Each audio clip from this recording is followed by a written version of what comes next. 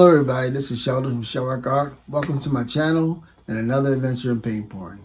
As you well know, we've been doing these acrylic trains on Sundays. So now, as you saw in the thumbnail and the little short video right before me, that we're moving to Saturdays now. So hopefully you can join us there and have the time to do so. But we appreciate all the time that you're able to spend, even in the time that you can spend with us in a live chat. So this is the piece here that I'm going to be demonstrating. It's a bloom. And I'm focusing on the fact that I love these jewel looking cells that popped up in there. All right. So without further ado, let's get to the video. Okay. Have a great day, and I'll see you there. Hello everybody, this is Sheldon from Shellrock Art. Welcome to my channel. Welcome to another Sunday fun day with the Sunday Art Train Collective. Of course, per usual, it started off with Taslima Maya from Taslima Maya Art, and then she was followed by Kat from Kat's Fluid Creations, and of course I usually come last as the final part of the show. So I decided to do a bloom. I guess I might be alternating between blooms and straight cloud pours, but I'm gonna throw a dust pour in there somewhere because our girl Kat did one, and so I'm kind of inspired to do one too. Now, I'm going to be working on the Convexo canvas. I haven't used one of those in forever. So let me show you what it looks like when I show you after my colors. My usual pillow paint, of course, is the Glidden Premium semi-gloss in pure white.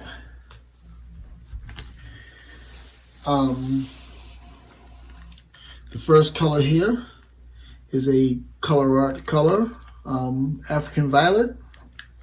Now I'm not doing that in order. I'm just going to show you the colors of the poem off here. I know what order I'm going to do them in, so you'll see that. This is pure magenta that I had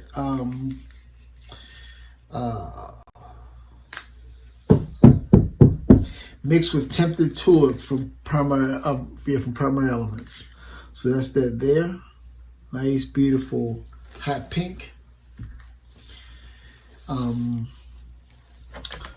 This is Pineapple Crush. Nice yellow color. That's there. And this is Pebio's iridescent bluish green. And this is called, it's a mixture of Nebula Star and Dark Waters. It kind of reminds you of the peacock feather from Primary Elements. Once I mix the two, it kind of still have that similar color. So those are my colors there. I'm going to give a little bit of white as a slight trim to the, I'm going with my Lucas Krill US Floetrol and Water Cell Activator, which is their great combination for a cell activator. I recommend anybody try it. But this is a Convexo canvas. You see how it's kind of rounded, like a dome on the sides, like that. I got that from years back from Jerry's Autorama. So they still should have some in stock. Good one to work on, especially when you're doing a round bloom, because it just flows off the edge like this. Nice, nice touch. So let's get started. I got my blow dryer ready, and I have a straw here ready. And if I decide to modify, I have a toothpick here ready. All right, that's if I decide. We'll see how the blow goes. How does the blow go? So let's give it a pillow. Now, a lot of times, so I don't lose a lot of my design, I would spin most of my pillow off and then kind of add a little bit more to the center to kind of lift it up. That way, when it blows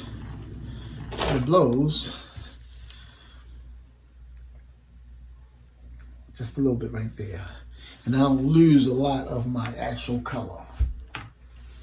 All right, so I'm gonna keep everything in here, hopefully, and don't lose a lot on the sides. Hope it makes sense.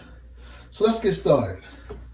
So when I first learned blooms, I learned from Karen from Waterfall Acrylics. Shout out to her. And it was some things that I first learned about convexo canvases from her too. And one thing I learned is that usually when you make your puddles, you try to, if you're just doing one singular bloom, you try to take up at least a third of the canvas with the color. And that way when you blow it out, you got good coverage of your color. So that's what I'm going to try to do. So let's start off with the Pineapple Crush.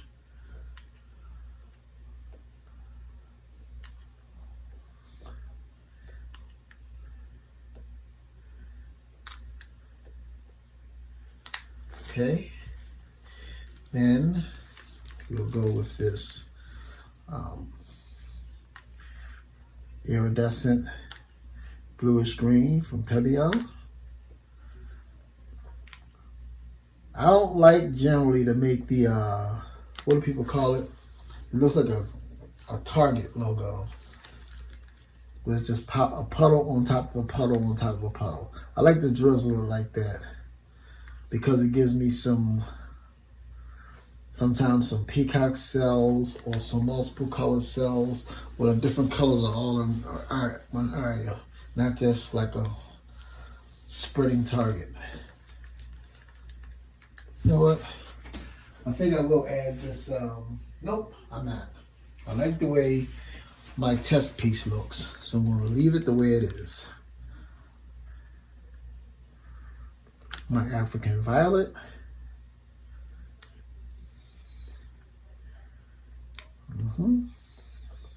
That's spreading out nicely. My magenta. Now I think what I'm going to do is I'm going to take the magenta and put it right here, the magenta and Tempted Tulip. And I'm going to go back with the, should I do the yellow? Yeah. I'm going to go back with the yellow on this side, like that.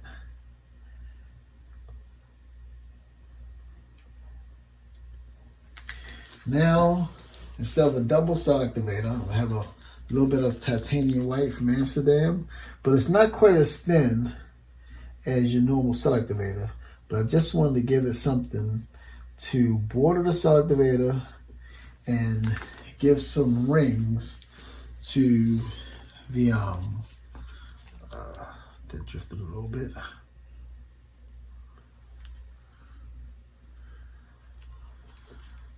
Give some rings to the some of the cells in the middle to give it that Jellybean effect. Okay? But there's a reason why I do not use that's good. I do not use a double cell activator. Cool.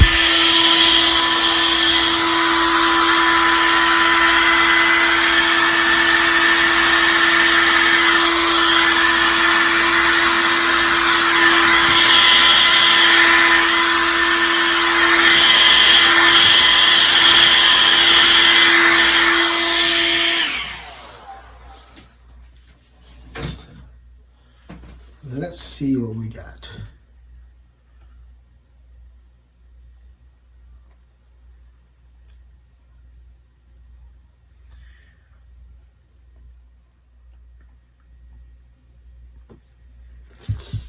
some in this middle I'm not liking. So we'll do that again.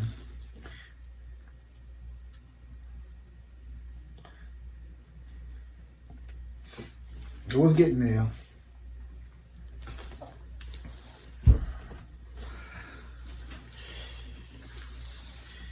And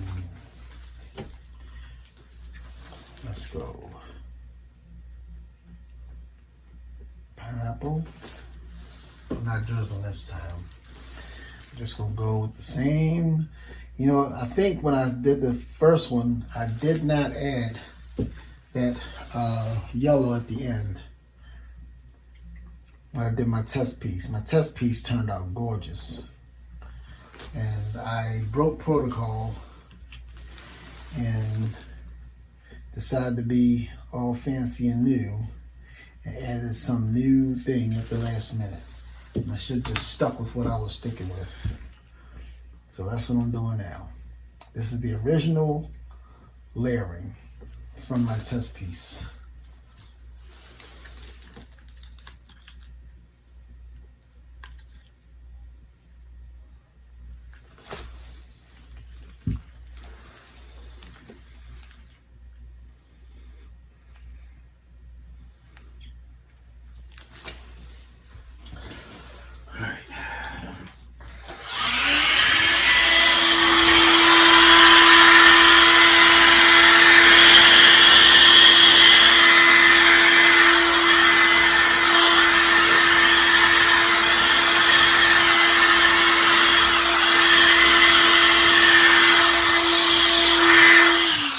So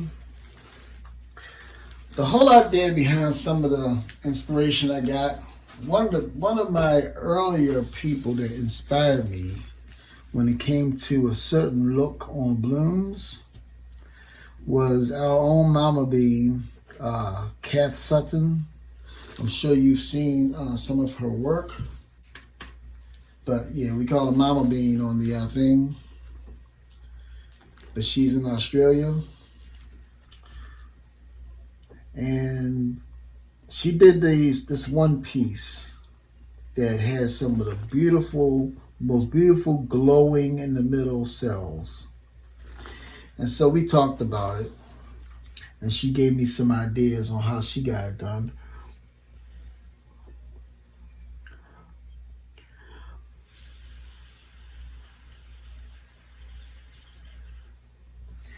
That was when I first heard of prism pour too, because she had used it.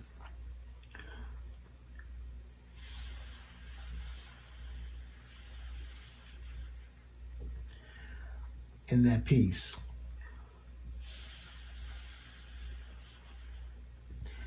Three colors. She used the magenta.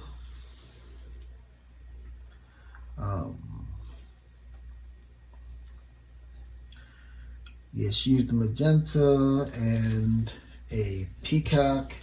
And I can't remember the other one was.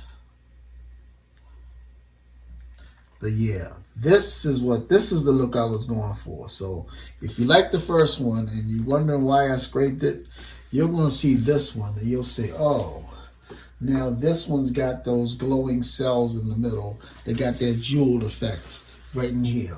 So when it spreads out, you'll see them.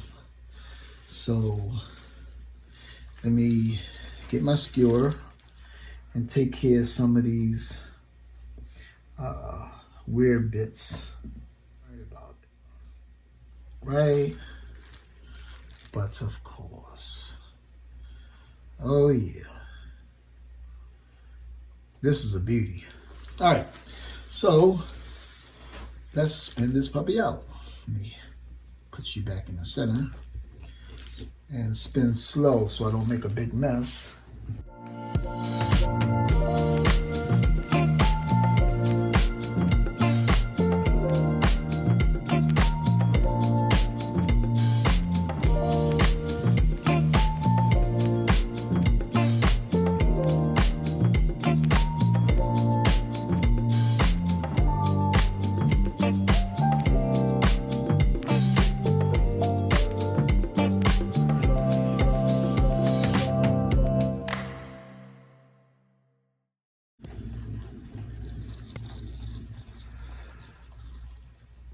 So here's a little trick.